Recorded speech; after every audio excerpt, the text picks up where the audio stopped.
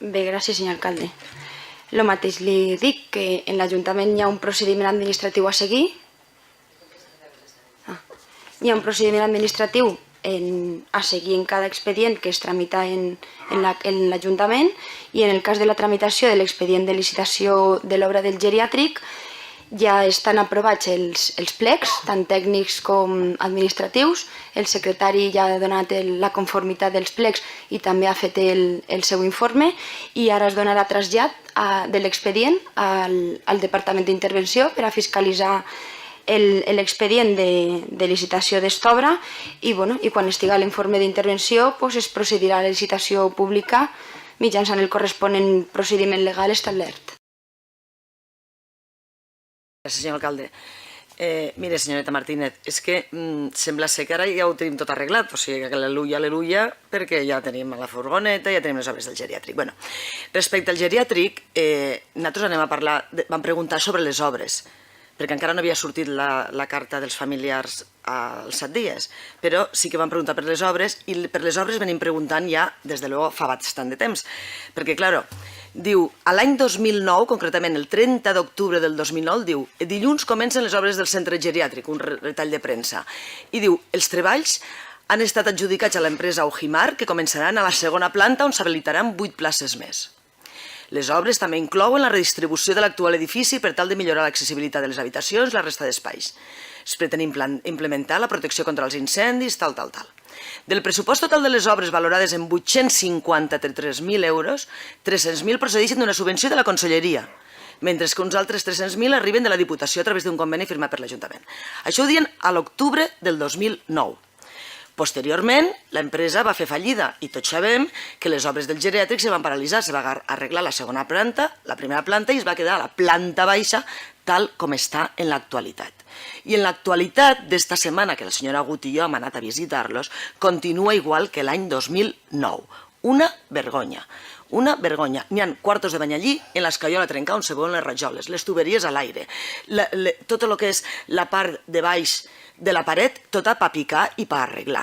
Tota la planta baixa continua de la mateixa manera. I, clar, quan una obra se trau a licitació, se suposa que els 800.000 euros que valia arreglar tot el geriàtric ja els teníem, perquè si parlem d'una subvenció de la Conselleria i d'un conveni en la Diputació, quan una obra surt a licitació i s'adjudica a una empresa, els diners han d'estar consignats.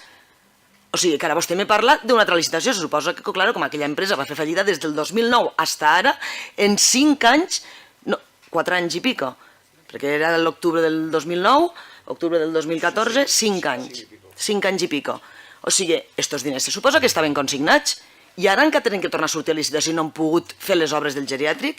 Mire, nosaltres, al setembre del 2012, ho vam preguntar en un pleno. I sap què ens van contestar? Li ho dic, perquè tinc aquí l'acta. Tinc aquí l'acta del pleno, on el senyor García va dir, el senyor García, don Pedro García, diu, representant del grup popular, diu, indica que s'han donat les ordres oportunes als serveis tècnics d'urbanisme per tal de que donen prioritat a aquest assumpte i s'està treballant en això. Setembre del 2012.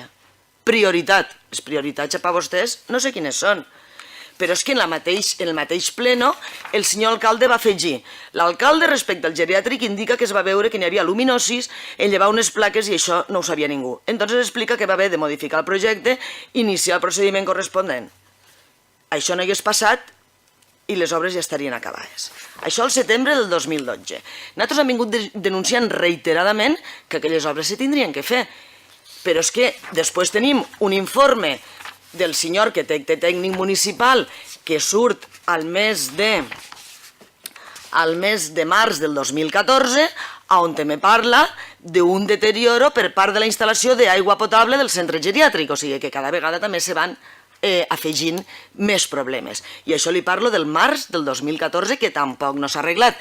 I això estàvem parlant d'una obra menor que no era l'obra d'envergadura que teníem en marxa, perquè aquelles obres van començar el 2009 i després se van paralitzar.